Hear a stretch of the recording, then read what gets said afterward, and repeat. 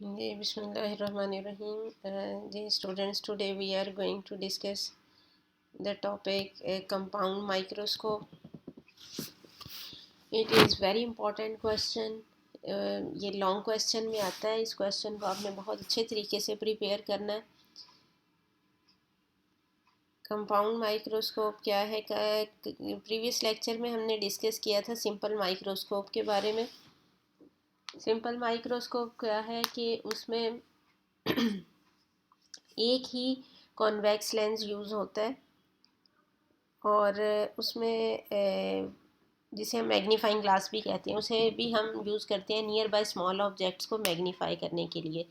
इसी तरह जो कंपाउंड माइक्रोस्कोप है ये भी नियर बाय ऑब्जेक्ट्स की मैग्नीफिकेशन के लिए यूज़ होती है, लेकिन इसकी मैग्नीफिकेशन एबिलिटी सिंपल माइक्रोस्कोप से बहुत ज़्यादा होती है. जो एक्सट्रीमली स्मॉल ऑब्जेक्ट्स हैं जो मैग्नीफाइंग ग्लास से भी हमें नज़र नहीं आ सकते,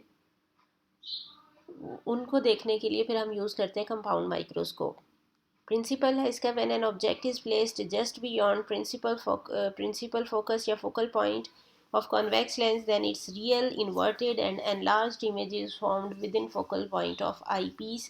ये ऑब्जेक्टिव और आईपीस क्या है ये भी हम डिस्कस करते हैं. इसकी कंस्ट्रक्शन में यूज़ होंगे दो convex lenses.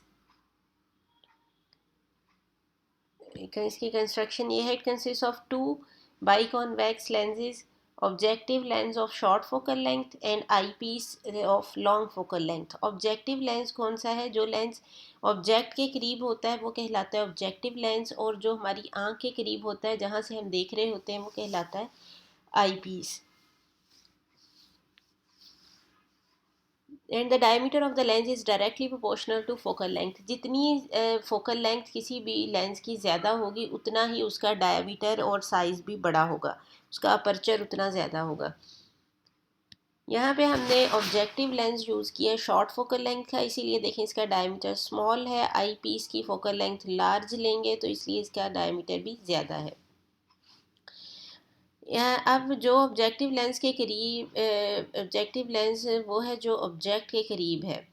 Where we consider an object of height H. ये है हमारे पास ऑब्जेक्ट जिसकी हाइट एच है. Is just beyond is placed just beyond the focal point of objective lens. ये इसका फोकल पॉइंट है. एफ सबस्क्रिप्ट में ओ लिखा है जो ऑब्जेक्टिव लेंस की फोकल लेंथ को शो कर रहा है. इसी तरह ये एफ ओ ऑब्जेक्टिव लेंस की फोकल लेंथ है और एफ ई आई पीस की फोकल लेंथ है.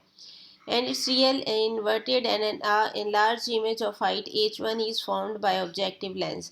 ये हमने पढ़ा था कि अगर हम फोकल पॉइंट से आगे किसी ऑब्जेक्ट को रखते हैं तो उसका रियल इमेज बनता है और इन्वर्टेड बनता है और लेंस की ऑपोजिट साइड पे बनता है. तो ये वो इमेज है जिसकी हाइट है h1 which act as an object for eyepiece. अब जो ऑब्जेक्टिव लेंस ने इमेज बनाया है ये आई पीस के लिए ऑब्जेक्ट का काम करेगा. And it lies within focal length of eyepiece. अब ये कहाँ पे है? आई पीस की फोकल लेंथ के अंदर है.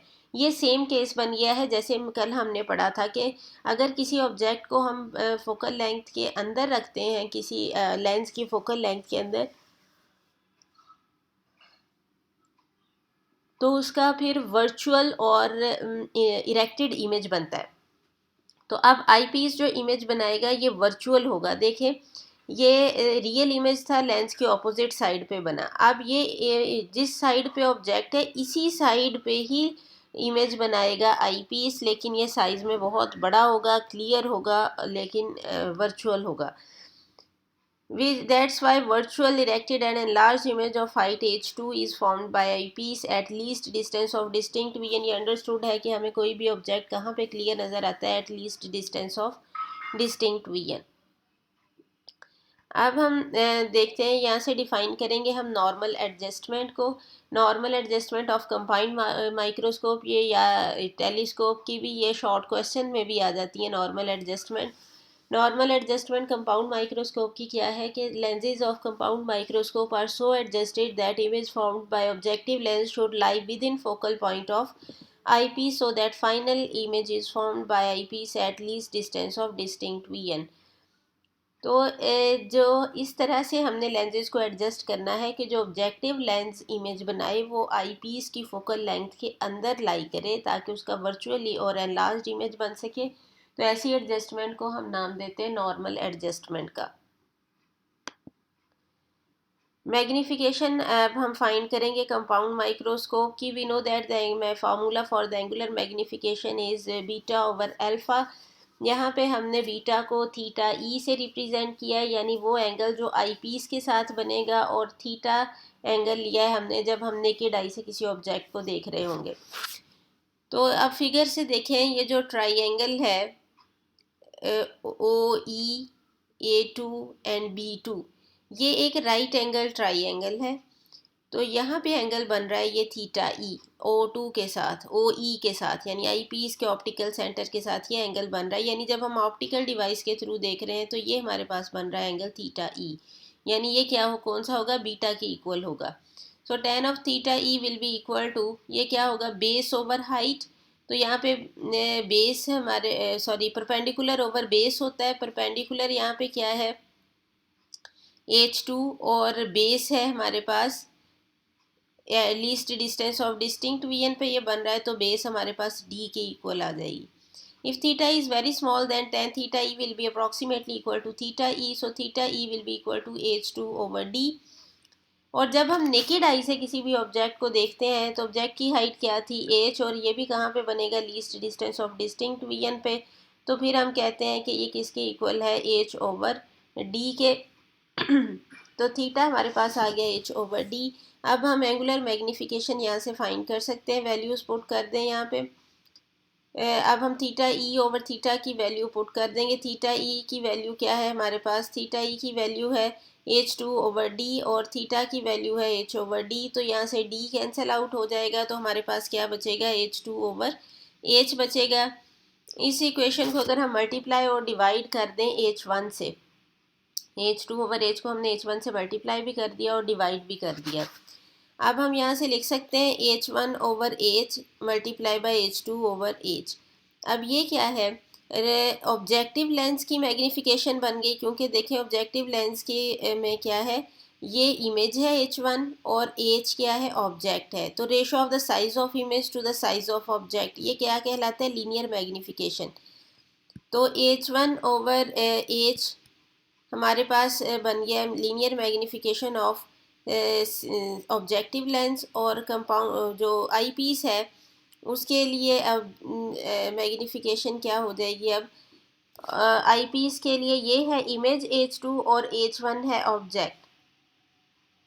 तो फिर ये हमारे पास H2 ओवर H1 बन गया magnification of eyepiece. So magnification of compound microscope is equal to the product of magnification of objective lens and the magnification of eyepiece. So here H1 over H is the linear magnification of objective lens, जिसको हम कहते हैं कि size of object और size of image जो है ये distance of image from lens to the distance of object from lens, ये रेशो भी होती है। तो इसको हम Q ओवर P भी लिख सकते हैं।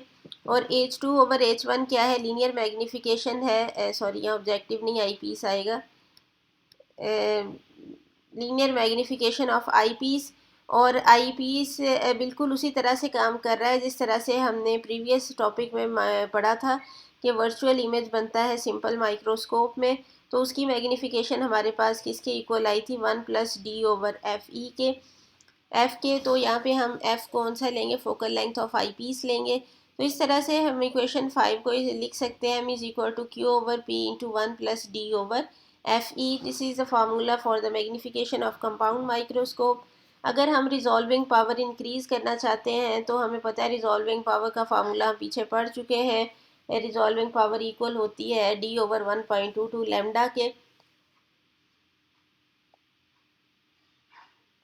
अगर हम रिजॉल्विंग पावर इंक्रीज करना चाहते हैं तो हमें वाइडर ऑब्जेक्टिव लेंस यूज़ करना होगा और लाइट शॉर्ट वेवलेंथ की यूज़ करनी होगी, लाइक ब्लू लाइट यूज़ करेंगे ताकि लेस डाइफ्रैक्शन प्रोड्यूस हो सके और रिजॉल्विंग पावर इंक्रीज़ हो। ये बहुत इंपॉर्टेंट क्वेश्चन है, इसको आपने अच्छे तरीके से प्रिपेयर करना है। आगे हम कंटिन्यू करेंगे इंशाल्लाह एस्ट्रोनॉमिकल टेलीस्कोप।